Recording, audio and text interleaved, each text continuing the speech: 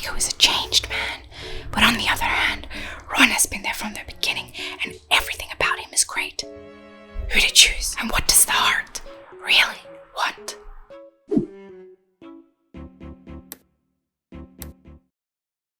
Hey everyone, and welcome back to my channel. So today's a little bit of a different video. So if you're not into this kind of stuff, just exit out because it is going to be my very first ASMR video.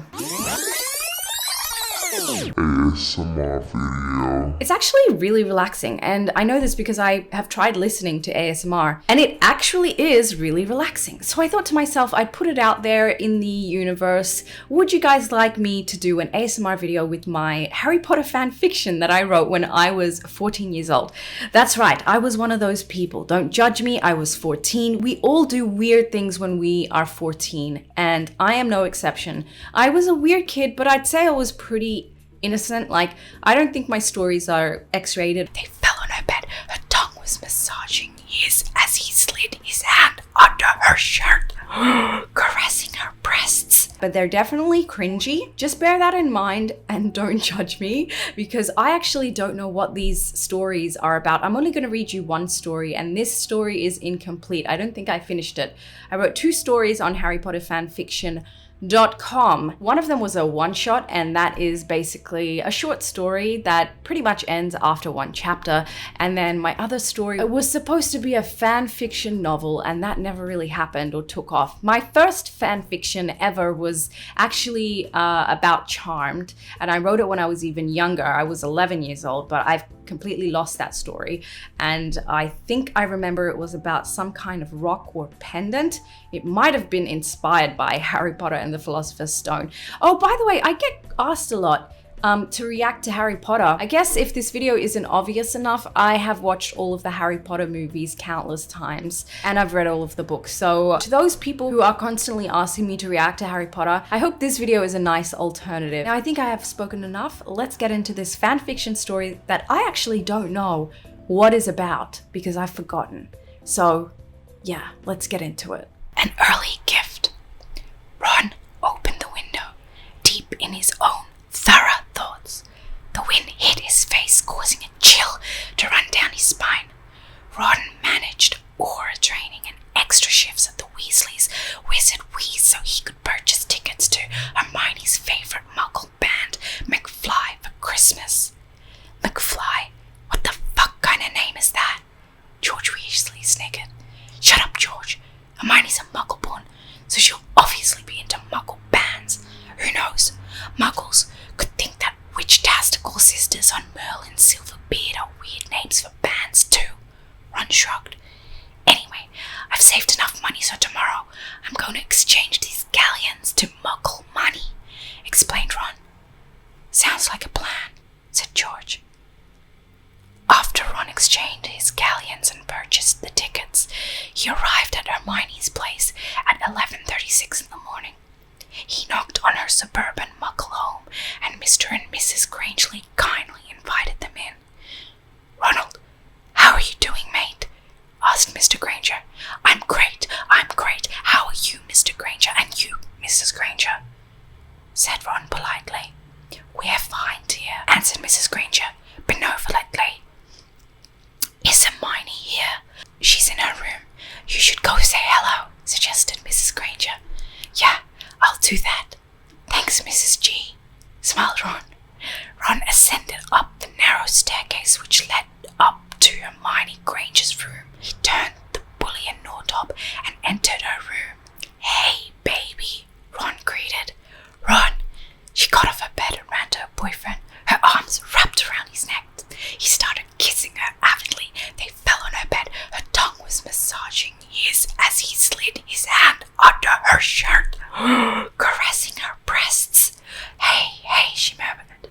Someone's eager to see me. Hermione smiled. I haven't seen you for nearly a month. I've missed you, baby, Ron said. I thought we were planning to go out next week. Why come early? Hermione asked, pryingly. Why? I have to ask you for your consent before I see you. Besides, I actually came here to give you an early Christmas present. Oh, Ronald, I already told you that.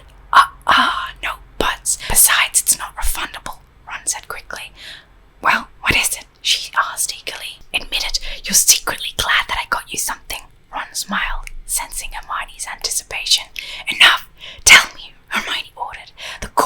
her lips twitching. Ron smiled. "Tickets to McFly," he announced as he gradually exposed the tickets from behind his back. Hermione's face beamed in shock. "Ron, you really shouldn't have." "Oh my God." Hermione laughed as she embraced Ron and gaped at the tickets in exhilaration. "The concert's tomorrow, and Christmas is in 2 weeks' time, so that's why I had to give it to you early, and I know how super obsessed you are with this band," Ron explained, handing the tickets to her. "Oh, Ron, you actually listened to my raving about McFly. I'm impressed," she chuckled as she kissed him briefly on the lips. "Thank you, thank you, thank you," she said appreciatively, hugging him firmly.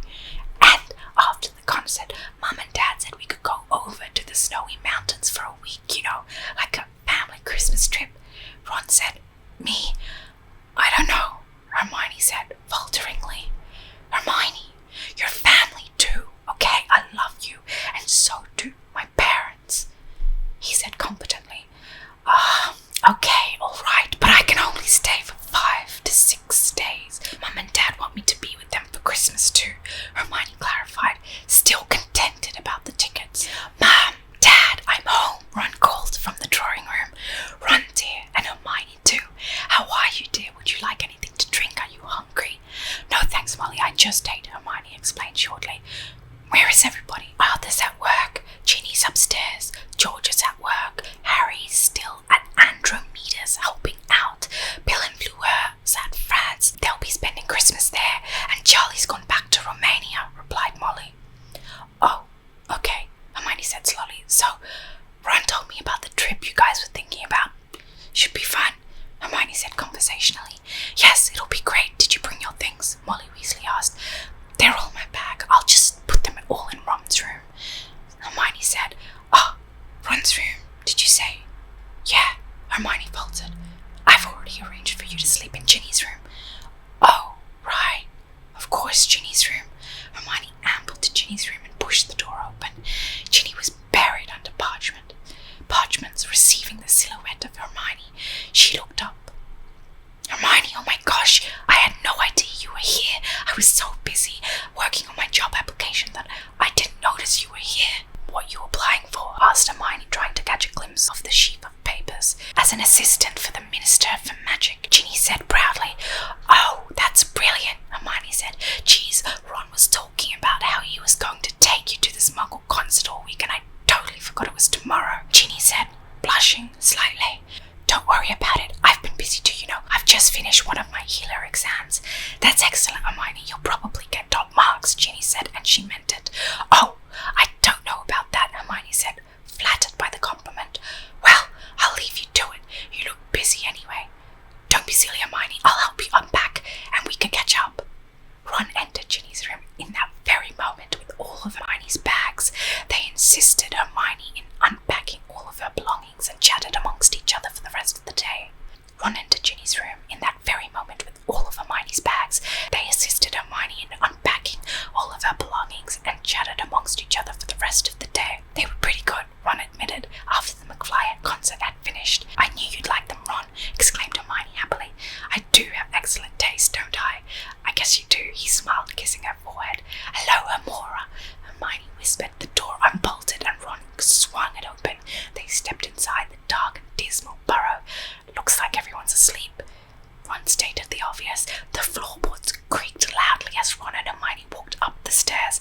Ron kissed her goodnight and went into his room, leaving Hermione alone in the darkness. Hermione yawned and strolled towards Ginny's room as quietly as possible. That was actually kind of straining to the vocal cords. So kudos to those ASMR channels who do ASMR for longer than I have done, which has only been really less than 15 minutes. So I've written a note here as well. I said, "Hey all, the first chapter to this is pretty short, only because it's the introduction to this whole story, so bear with me now.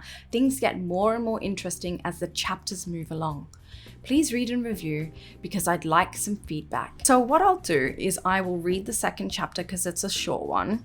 And I'm actually wanting to know what happens next because I don't fucking remember this story at all. I don't remember this. I don't remember writing as a 14-year-old. Her tongue was buried in his mouth and he slid his hand up her shirt. That is pretty raunchy for innocent 14-year-old Mary. And I was very innocent, by the way, so I don't know where I got that idea. Maybe it was from Charlie's Angels, because I read my diary and I was apparently a really big Charlie's Angels fan, but my parents would never let me watch it because it was M15 plus. Anyway, I'm going on a tangent, but I'm going to read one more chapter, and if this video is popular, I might continue it. If not, this will be a one-shot, as we like to say in the Harry Potter fanfiction world. And yeah, let's read Harry's arrival. Harry arrives at the burrow earlier than expected. Okay, ASMR voice, ready, let's go. Tell me if anything goes wrong or if you need help, and please keep me posted on how Ted's doing, stressed Harry. Harry, said Andromeda quietly.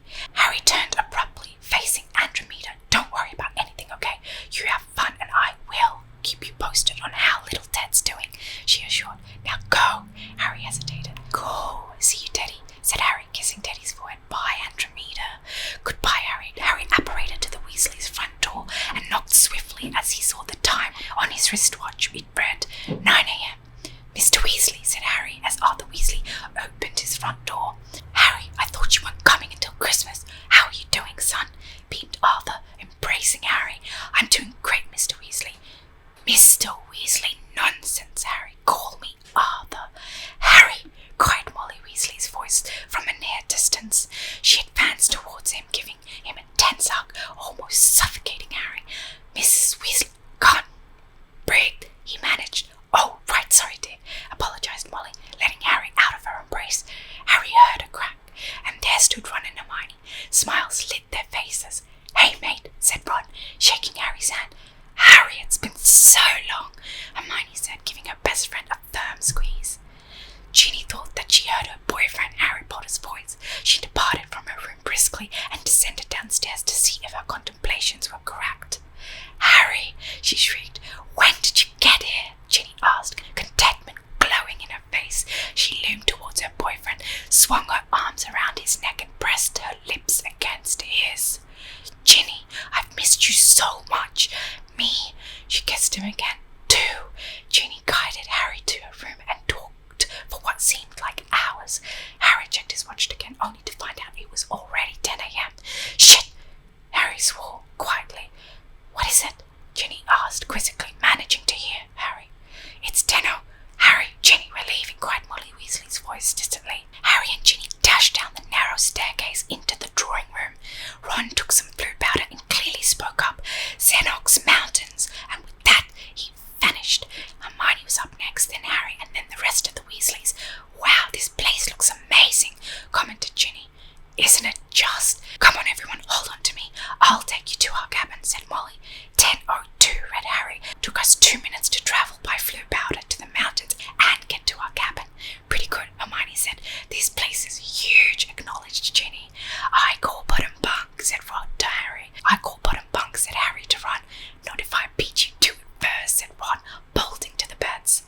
Okay, and that concludes the second very short chapter. So sad that I didn't finish this story. It's only 5 chapters. If you want to see a part 2 to this video, please let me know in the comment section below. If you don't like ASMR videos and you leave a comment anyway, I don't know why you watch this long, to be honest. And this video was for relaxation purposes and entertainment purposes because some people are actual Harry Potter fanfiction fans. And I obviously was a very huge fan when I was 14. I actually read all of the books that were available in just a few months as a 14-year-old during Drop Everything and Read Roll Call Dear Roll Call, which was only 20 minutes, and I would bring my Harry Potter book to me to class every single day, and eventually I finished the entire Harry Potter books, the ones that were available at the time that I was 14. I think when I was 14 it must have been 2008.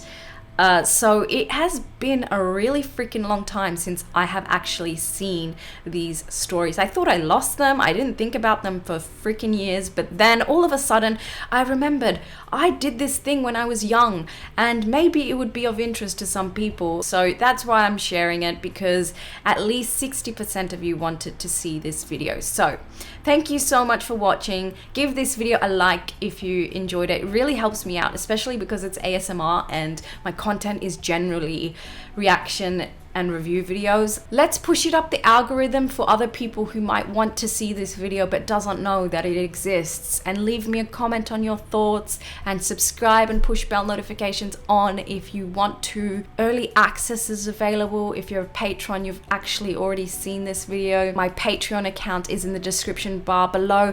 Also subscribe to my Twitch, because I've just started a Twitch handle. I haven't streamed on there yet because my friend is currently building my PC. It's going to take him a little while, but I expect to start gaming very, very soon, and I'm really excited. Head over to my Twitch channel so that you can be the first people to see my very first live stream. I'm so freaking excited. Thank you once again for watching. Take care of yourselves, and I will see you in my next video. Bye, everyone.